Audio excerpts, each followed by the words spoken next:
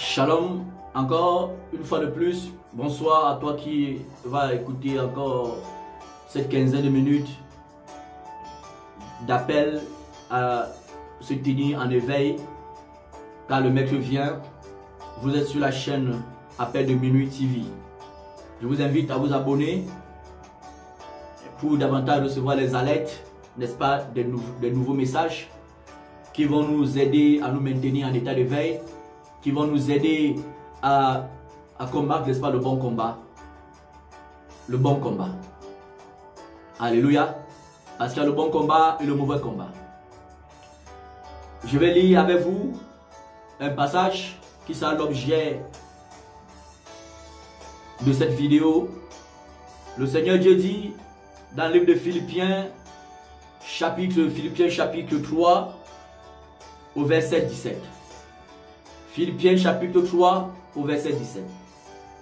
Le Seigneur Dieu dit: soyez tous mes imitateurs, frères, et portez les regards sur ceux qui marchent selon le modèle que vous avez en nous. Alléluia. Voilà, le verset 17. Il dit: soyez tous mes imitateurs, frères, et portez les regards sur ceux qui marchent selon le modèle que vous avez en nous. Voici l'apôtre Paul, un homme de Dieu, pas le moindre, pas n'importe quelle qualité, qui nous exhorte, nous chrétiens, nous églises, à être ses imitateurs. Et non pas seulement lui, mais aussi les imitateurs de ceux qui marchent selon le modèle de Paul, de Pierre, de Jean, de Jude, de Jacques, de Matthieu, ainsi de suite. Ces personnes qui sont les pionniers de l'église de Jésus-Christ de Nazareth.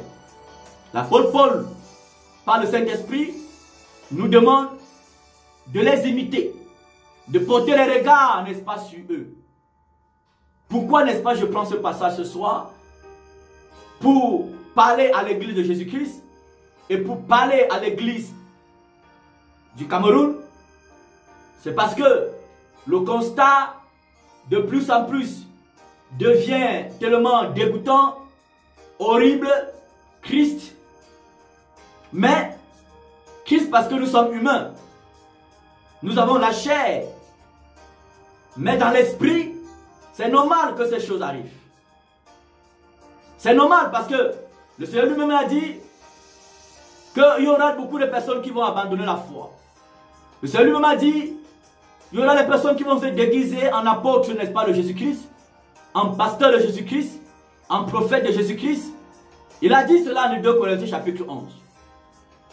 Mais il faut que toutes ces choses arrivent pour que nous comprenions que nous sommes dans les temps de la fin. Mais comme Dieu nous demande, Dieu, n'est-ce pas, de sonner la trompette, d'avertir, n'est-ce pas, les enfants de Dieu, d'avertir, n'est-ce pas, les prédicateurs, nous ne pouvons qu'obéir. L'apôtre Paul dit: soyez, n'est-ce pas, mes imitateurs. Portez les regards sur ceux qui marchent selon le modèle que vous avez en nous. Nous connaissons, n'est-ce pas, comment l'apôtre Paul, n'est-ce pas, marchait. Nous connaissons comment il marchait. Nous connaissons comment les pieds, n'est-ce pas, marchaient. La vie chrétienne nous est exposée dans la parole de Dieu. La vie chrétienne de Paul nous est exposée dans la parole de Dieu. La vie chrétienne de Jean nous est exposée dans la parole de Dieu. Et ces hommes, Pierre n'a pas fait moins de 25 ans de ministère. Paul n'a pas fait moins de 25 ans de ministère. Jean n'a pas fait moins de 50 ans de ministère. C'est-à-dire, leur vie peuvent nous enseigner suffisamment pour que nous soyons des véritables enfants et ouvriers de l'Éternel. Pourquoi? Parce que aujourd'hui, mon frère, aujourd'hui, mon ami, cher prédicateur, nous constatons que les écoles théologiques naissent de partout. Les écoles bibliques naissent de partout. Les églises naissent de partout. Mais, quelle est la semence que ces églises locales, n'est-ce pas, produisent? Quelle est la semence que ces écoles bibliques théologiques, n'est-ce pas, produisent? Quelle est la semence que ces églises ou que ces écoles théologiques, ces écoles bibliques, mais dans la vie, n'est-ce pas, des hommes et des femmes qui y sont. Aujourd'hui, lorsque on voit quelqu'un qui veut par exemple être prédicateur de l'évangile, tout de suite, il calque, n'est-ce pas, son modèle, non pas sur l'épaule, non pas sur les gens, parce que peut-être pour certains, comme certains prédicateurs le disent, vous savez que nous ne sommes pas ici pour citer les noms, parce qu'on veut laisser une possibilité, Dieu veut laisser pas une possibilité à ces personnes de se repentir. Mais plusieurs jeunes aujourd'hui, parce que le Seigneur dit que la moisson est grande, mais il y a très peu d'ouvriers. Nous devons prier pour que le maître suscite, n'est-ce pas, des ouvriers. Le Seigneur dit que dans les temps de la fin, il y aura, n'est-ce pas, un réveil, n'est-ce pas, de faux prédicateurs.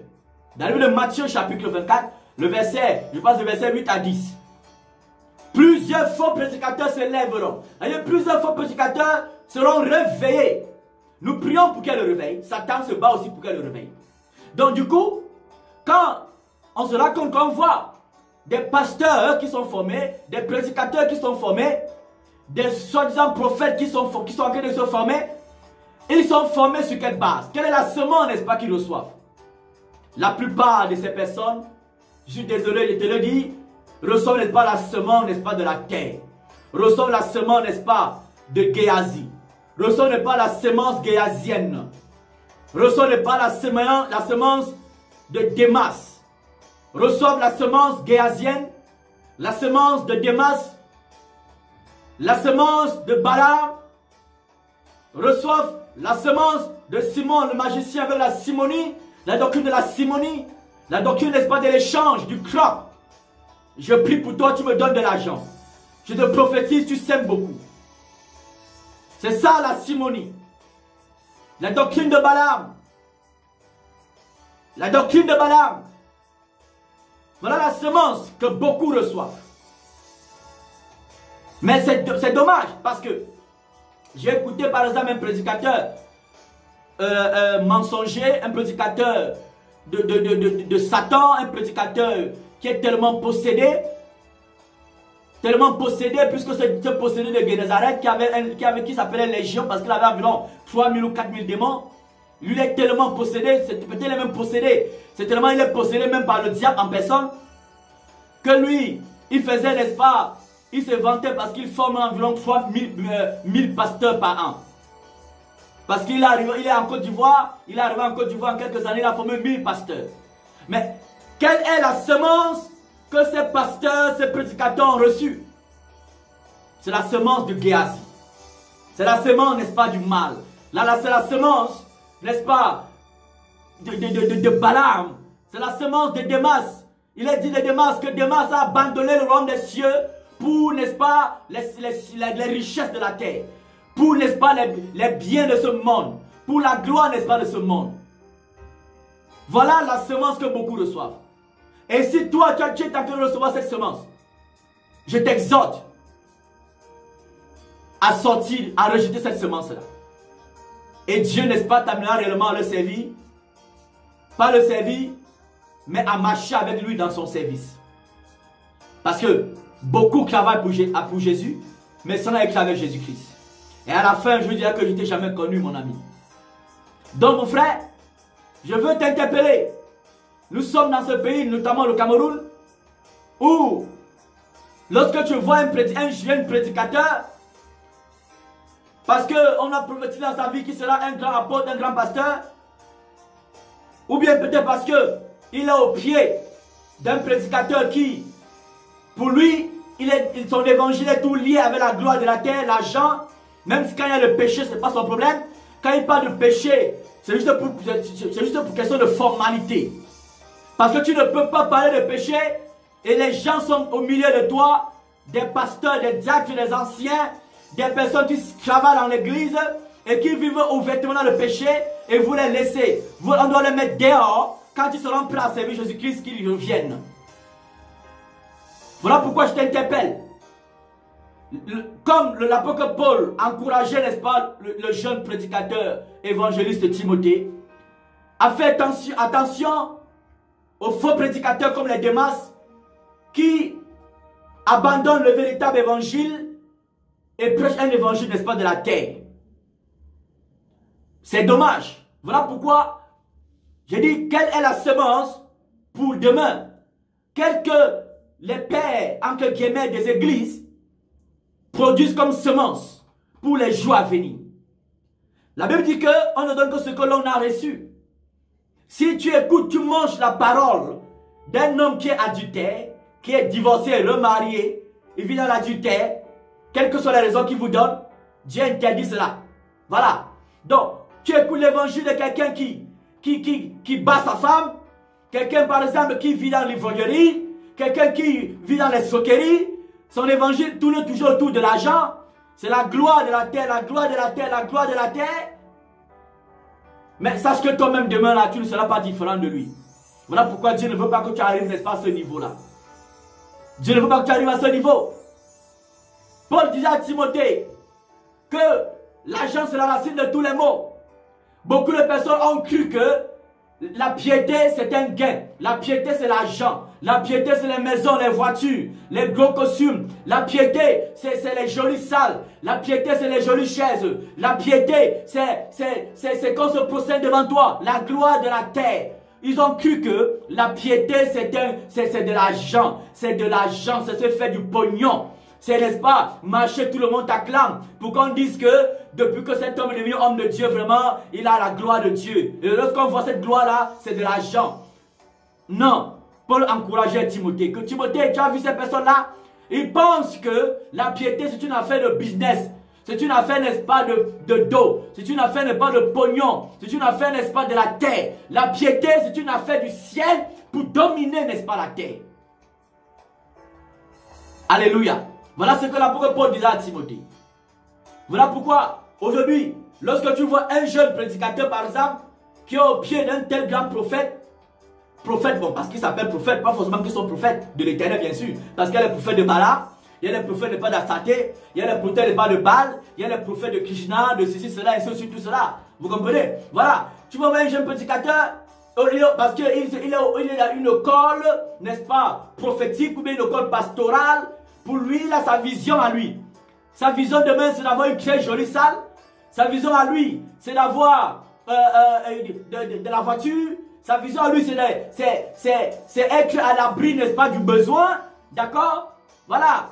Et pourtant, si tu es à l'abri du besoin, tu ne marches plus par la foi en tant que prédicateur. L'apôtre Paul disait qu'il y a des fois, il était dans l'abondance, des fois, il était dans rien. Il n'avait rien. Parce qu'en tant que prédicateur, nous devons marcher par la foi et non par la vue. Vous comprenez? Tu comprends, mon ami? Ce n'est pas parce que tu es dans une école biblique que tu vas ou bien tu attends demain qu'un grand prophète ou bien un grand pasteur vienne te laver avec l'huile. Et que demain, tu sais que demain, non, demain, voilà, quand tu marches, il faut se procéder devant toi. Quand tu tousses, il faut qu'on vienne prendre tes crachats. Quand tu parles, personne ne doit parler. Quand tu entres dans l'église, tout le monde n'est pas doit se couper. Tout le monde n'est pas doit se couper. Les chants que doit chanter, les cantiques à l'honneur, n'est-ce pas, de Daddy. Ça là, mon ami, tu es là dans le piège. Tu l'as sorti. Tu l'as sorti de cette conception, n'est-ce pas, de la prédication du royaume des cieux. Tu l'as sorti. Alléluia. Parce qu'aujourd'hui, lorsqu'on regarde d'ici 5 ans, la semence que la plupart des prophètes pasteurs du Cameroun pendent au quotidien, ça sera terrible. Ça sera terrible. Ça sera terrible, vous allez voir. Voilà pourquoi moi je t'interpelle, mon ami, à accepter et à désirer réellement la semence qui vient du Saint-Esprit.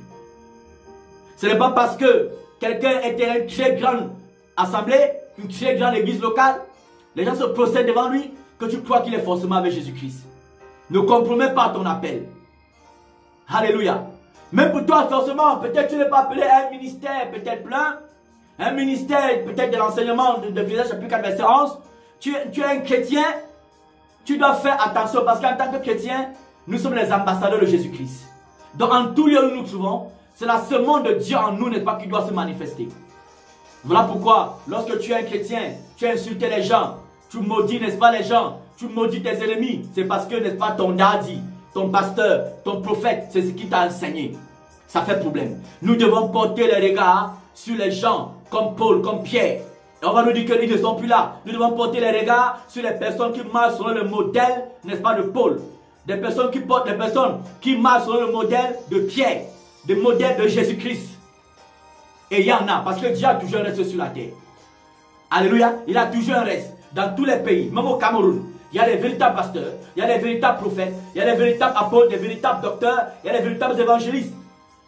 Mais quand on dit véritable, ne faut pas confondre. Ce n'est pas ces personnes qui mettent les photos partout sur les plancards, qui mettent les photos partout sur les panneaux publicitaires. Toutes ces personnes qui mettent les photos, n'est-ce pas, avec leur couple bien poncé, bien embelli avec leurs femmes, n'est-ce pas, qui mettent les photos, tout cela, ce sont les marchands du temple. Ce n'est pas d'eux que je parle. Mais il y a les enfants de Dieu au Cameroun. Il y a les véritables prédicateurs au Cameroun. Mais toi, tu veux vraiment servir Jésus-Christ. Tu veux être un vrai ambassadeur de Jésus-Christ de Nazareth. En tout lieu où tu pars, tu manifestes la nature de Jésus-Christ. Veille sur la semence, n'est-ce pas, que tu reçois. Veille sur la parole que tu écoutes. Parce que l'heure vient. L'heure vient où le maître va bientôt sonner la trompette. L'heure vient, mon ami, où nous allons quitter, n'est-ce pas, la terre. L'heure est grave. Parce que la Bible dit que de prendre garde. De prendre garde. D'accord? De tenir ferme. De peur. N'est-ce pas? D'être déchu dans notre fermeté par l'égarement, n'est-ce pas, des faux prédicateurs. Par l'égarement, n'est-ce pas, des faux pasteurs. Des faux apôtres, des faux chrétiens. C'est le moment d'aimer la vérité. C'est le moment de laisser, n'est-ce pas, réellement la véritable semence de Jésus-Christ de Nazareth prendre vie en nous. Alléluia. C'est le moment de ne plus être hypocrite. Vous voyez des prédicateurs qui vivent dans le faux. Il faut les interpeller. Parce que si tu vois, tu es hypocrite. Les hypocrites n'iront point le royaume des cieux. 1 Corinthiens chapitre 6, verset 9 à 10. Les hypocrites n'entreront point dans le royaume des cieux. Donc tu vas voir les prédicateurs qui produisent des semences, n'est-ce pas, de ténèbres, des semences de péché dans la vie des gens, des faux doctrines. Tu passes ton temps à les acclamer, à les même soutenir avec ton argent. Sache que celui qui partage avec le voleur est ennemi de son âme. Et toute personne qui est ennemie de l'âme de quelqu'un, n'est-ce pas, a pour maître Satan. Tu dois te repentir. Tu dois te repentir. Alléluia. On a besoin des vrais prédicateurs au Cameroun. Des vrais chrétiens au Cameroun. On veut voir des vrais prédicateurs. Des vrais chrétiens. Des vrais ambassadeurs. Qui ne parlent pas de Dieu en fonction des lunettes dénominationnelles. En fonction de ce que Daddy a dit. Mais en fonction de ce qu'ils sont capables d'expliquer dans la parole de Dieu. Par le Saint-Esprit. Par l'Esprit de Jésus-Christ. Non pas par l'Esprit d'un homme de Dieu. Alléluia. Voilà pourquoi je t'invite à veiller sur la semence que tu reçois. Je t'invite à veiller sur la semence, sur la parole que tu manges au quotidien. Je t'invite à veiller sur ta motivation à vouloir devenir prédicateur. Je t'invite à veiller sur ta motivation à vouloir devenir ancien. Ce n'est pas parce que tu as de l'argent qu'on va te nommer ancien.